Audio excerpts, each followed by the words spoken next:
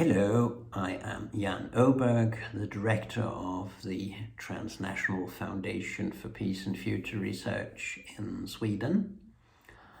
And I'm very happy to give an introduction to what we simply can call the nexus, the connections between militarism and climate change, or more broadly, the environmental catastrophe that we are close to. And I want to, within the next 30 minutes or so, hopefully less, speak about four things. One will be that violence is underlying both the problems of militarism and climate change.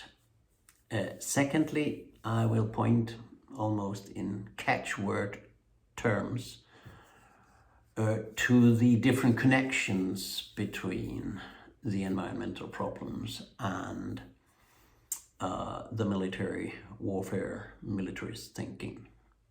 3, I will talk about why we need to join forces between among those who are concerned about the environment and those who are concerned about peace, militarism, and war. And at the moment, there is far too little cooperation. 4th and final, I will speak about global ethics, our need for thinking in completely different terms of responsibility for the common globe, for the earth that we are all inhabiting as one big family. So here we go. Point 1. I am not an advocate of one theory, one factor theory in explaining complex things. It's all because of one single thing. All the complex world's problems are, caused by. The world is a complex thing, and our problems are hugely complex and interconnected, and therefore one theory, one concept does not explain everything. But if there is one, you could argue this with, it is that underlying all our basic problems is the acceptance of violence, sometimes unlimited violence. We accept violence when we go to war. We use contempt for those we kill. You cannot kill somebody you admire and look up to. You kill those you have contempt for, who are weak. And you cannot have respect for nature unless you have contempt for it, unless you see it as something that is just there for man or women, humanity to use. It's a reservoir that's made for us and not for its own sake. And you have the whole idea about natural science, where men traditionally have explored the female mother nature, penetrated, exploited her, found out how we could dig out her resources and her secrets, the genes or the atom, etc. It's a very male thing, and it has to be changed. So underlying all our problems, whether economic violence, physical, military, political violence, violence against nature, violence against other cultures, violence against genders, violence against people who think differently, is all the acceptance of violence. If we could have the same attitude to violence as we have to slavery, rape, child labor, cannibalism, these problems would go. We don't want it. We don't accept it. It's uncivilized. If we had that attitude to violence, to everybody who says we're going to use violence to solve a problem, if we had that attitude, most problems would be solved on this earth. So underlying it all is the lazy, intellectually, morally lazy idea that violence is okay or has to be employed or you can be avoided and things like that. Whenever you hear the word violence or you see violence, ask yourself, why was it accepted? I, as a peace researcher, have also often been asked by media, but Jan, what will you do instead of violence? Whereas the prime ministers who say, we're going to war, we're going to kill, They don't get these questions. Why do you go and kill when there are other ways to solve your problems and conflicts? So that was point 1. Point 2, there are many connections, and many of these connections are some we basically don't see in everyday lives between the military and the environmental problems. Biggest of all, if it happens, of course, is nuclear weapons. If nuclear weapons are used, we will have omnicide. We will basically kill everything or make the earth uninhabitable. This is something we all deny. Also, you who watch this program, you deny the fact that we can all be gone this afternoon, once and for all. Thanks to an idiot who pressed a button out of despair or lack of morals. Thanks to somebody who is sick. Thanks to technical failures. Thanks to human failure. Thanks to cruelty. The fact that we have never been asked whether we should have nuclear weapons. Nobody has ever had a referendum where people have said yes to have nuclear weapons. We have them. They are against democracy. They are based on terrorism as a philosophy. And of course, if used, they will make the whole world, even if locally used, will have influences all over the place, such as global winter, as we used to call it, nuclear winter. Temperatures will go down below 0, etc. So they should go, like everything else, where man tries to play God. We have, of course, all the kinds of warfare going on, which is about destruction, destroying man-made things such as buildings, houses, homes, factories, facilities, infrastructure, but also killing nature. We have weapons that are deliberately serving to kill nature, such as defoliants, Agent Orange, attempts at deforestation, making agricultural life impossible. We have chemical warfare. We have mines. We use mines in warfare, and huge area of agricultural land is a place you can't go, can't use, because it has to be demined first. So you have military consumption. The United States military is about probably the largest single institutional consumer of fossil fuels. A B-52 bomber plane, and it is a big thing, in 1 hour consumes as much petrol as the average American car driver does in 7 years, just for 1 hour. They pollute the air, and they consume enormously for exercises, even in peacetime, exercises, where thousands of soldiers and their tanks and whatever it is use nature, landscape, to exercise warfare. You have troop movements. Think of all the troops the United States are transporting around the world to all the conflict areas they are in. On a permanent basis, every 6 months or something like that, they are circulated in and out, flown in and out. Containers, tons, thousands of them, supplying everything that is needed for these crazy things, for preparation of war, and for, in the case of the US, sorry, I'm mentioning the US mostly, others are doing it, but the US is doing it in a class of its own. You have the bases. The Americans have over 630 bases in 130 countries. So all these things is an enormous burden on the environment, on the air, on the soil, and on the fuels that are necessary to do these things. If you go on from that, you have, of course, resource wars. It's another connection between the environment. We have wars to get the oil up of Mother Earth. We have wars for water. We have wars for strategic areas. We have wars in the oceans.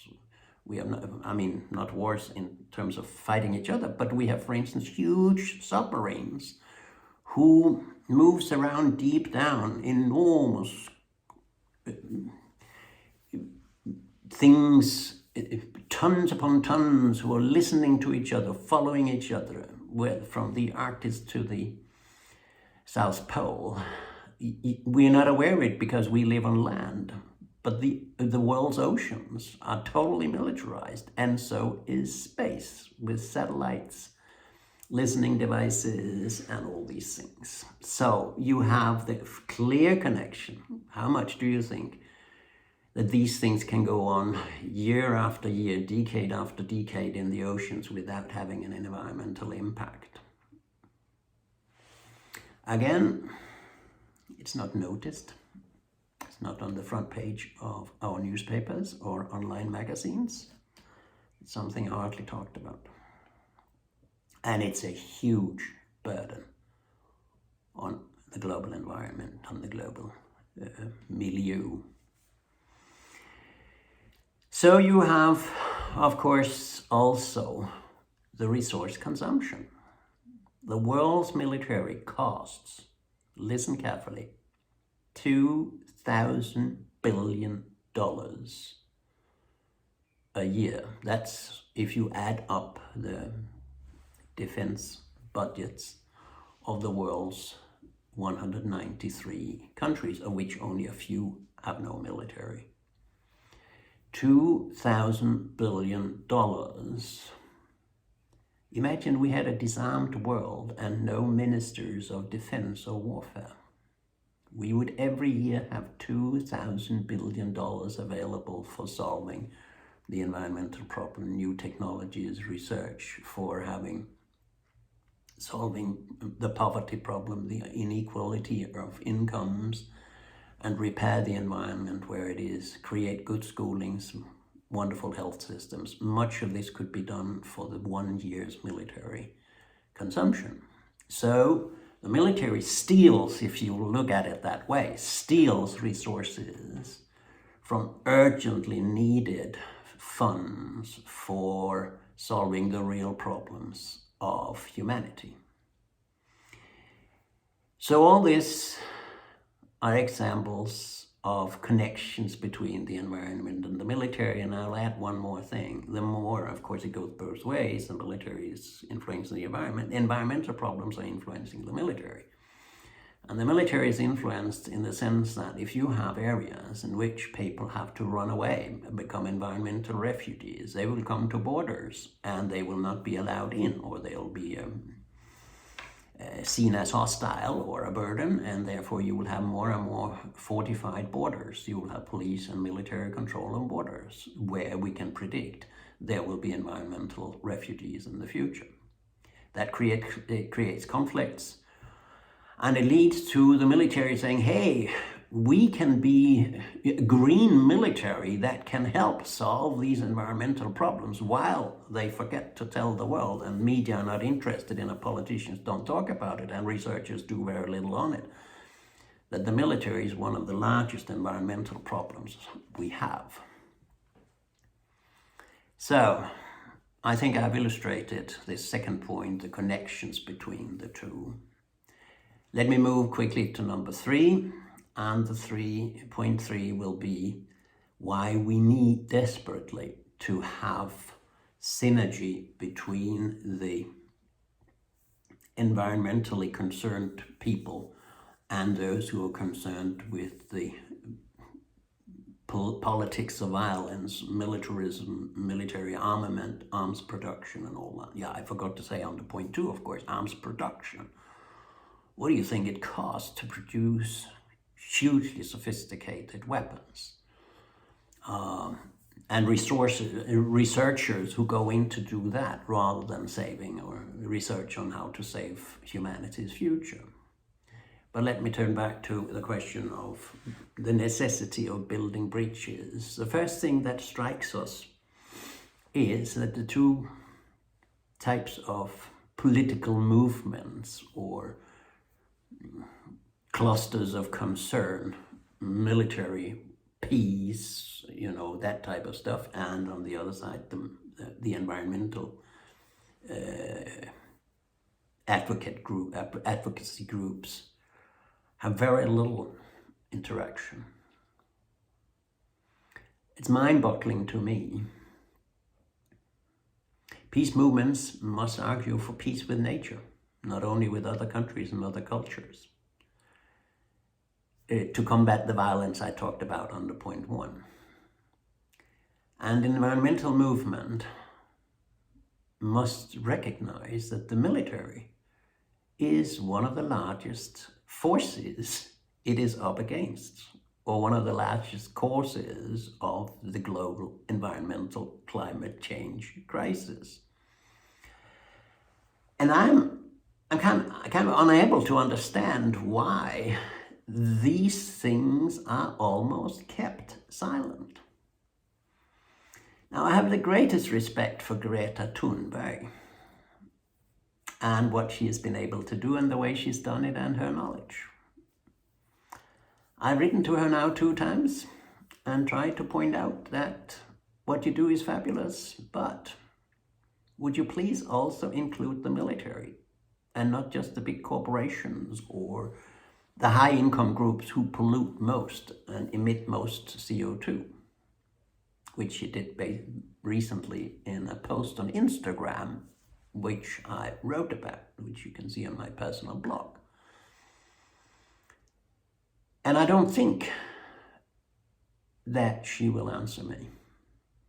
And I don't think she will begin to highlight the military aspects of the climate change catastrophe we are moving towards. It may be, as everybody knows, I know it myself, you are marginalized if you criticize the military. You are not invited to the media. If you attack particularly the biggest military in the world, America, and its foreign policy and its wars and its destruction and its lies and its propaganda, at the moment against China, you are not invited to the studios. Whereas if you talk in general about we have to change lifestyle and we have to consume less and we have to separate our garbage and do these things, you, relatively politically not so dangerous, you will be invited. And everybody can say, yeah, that's common sense. But the moment you begin to address those nasty, murky, immoral, illegal forces which violate international law on an assembly line basis every day. And all these militarists around the world, the superpowers, the nuclear powers, and those who, everyone in the UN militates against Article 1 in the UN Charter, which says that peace shall be established by peaceful means. Did you hear that? Everybody has signed the principle that peace shall be established by peaceful means. Why on earth do you spend $2,000 billion on the military then? And nothing on conflict resolution, negotiations, explorations of reconciliation, forgiveness, nothing research in civilian conflict resolution, whereas the largest single research community in the world is that which promote new weapons and strategies and doctrines and legitimate the whole thing. So perhaps we need some more courage to speak up and talk truth to power. The truth is the military and what it does and how it does it is a formidable environmental problem. You're not going to solve the global environmental problem unless we address the whole military, industrial, media, academic complex, MIMAC.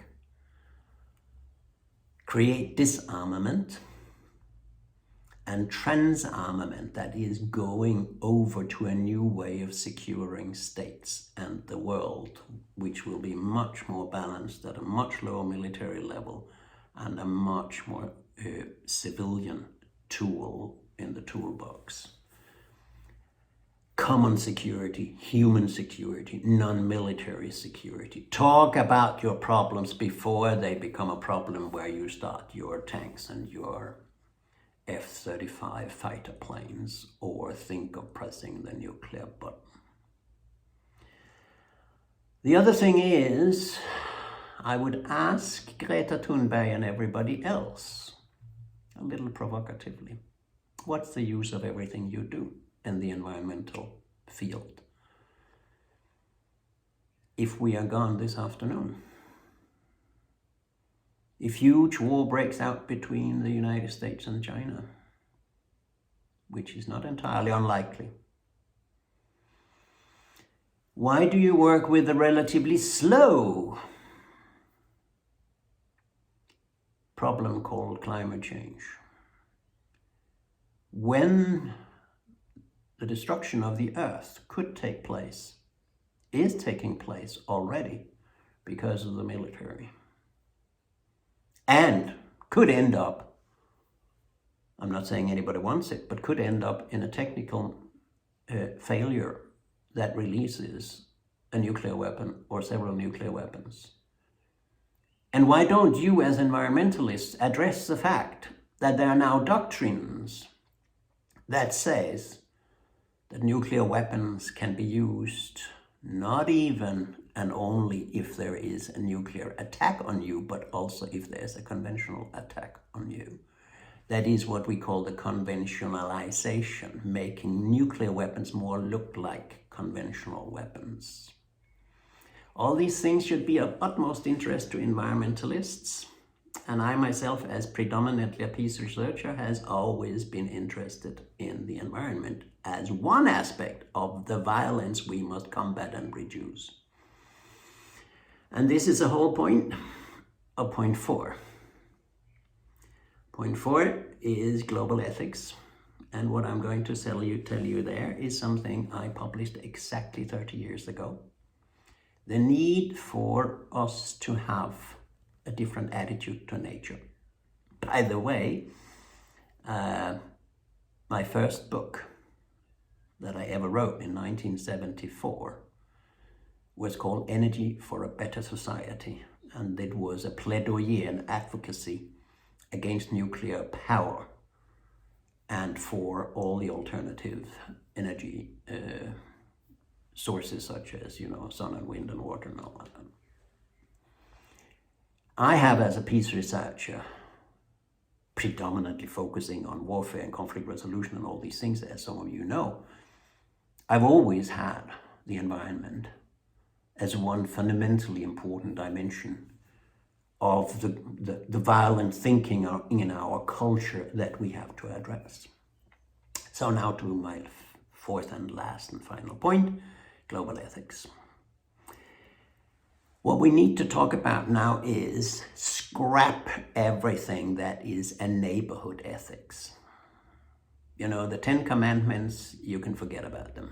I'm not saying you should, in your local life and everyday life, should not have them. What I'm saying, they cannot solve or meet the needs of an ethics in a globalized society. We need a global ethics, and not only a neighborhood ethics. The catchword in that will be responsibility. Responsibility for everything created. Responsibility in the sense of Immanuel Kant, the German philosopher that some of you may have heard of, whose fundamental principle was, don't do anything that cannot be elevated to a general level and done by everybody else. Only do such things that can also be done by everybody else in the world without impairing or destroying the system. So this responsibility philosophy is something you have to contemplate when you want to do something. What if everybody else did the same? What would the system as a whole look like? Now, what would the whole system look like if everybody consumed goods and material objects as we do in the Western world? It's, of course, this is the responsibility we're up against now. We can't do that anymore because the rest of the world will go to hell if everybody else did the same and drove cars the way we do. What would the global effects be of everybody having a military like the United States. It would mean the end of the world. If everybody who has about, 350 million inhabitants are spending $700 billion, that's, by the way, 40% of the world's military expenditures. What if the rest of the world, all other countries, spent 40% of the world's military expenditures, like the United States, or $700 billion? I mean, this would be completely even impossible to imagine. So long story short, the catchword of a new ethics, combating violence, and also having an important message for justice is exactly responsibility in a new key. Responsibility where you ask yourself, what if everybody else does what I now want to do? What would be the consequences for the whole system? Now, under this responsibility philosophy, there will be 3 principles, 3 guidelines, 3 catchwords, 3 things you must do. First of all, we must care for permanence of present lives and of the existing remaining species. We cannot keep on destroying the rainforests. I'm not saying anything new, you know it. Everybody else who listens to this knows it. But somebody is continuing to do it. To do that, we have to be humble.